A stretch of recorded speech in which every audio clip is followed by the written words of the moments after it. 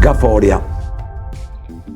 Në qoftë se të vjen në një ide e re, o mëson diçka shumë të rëndësishme ndërsa je pak si shumë në qef ose komplet i dehur, ka shumë mundësi që mbasi të dalë pia ta kesh harruar.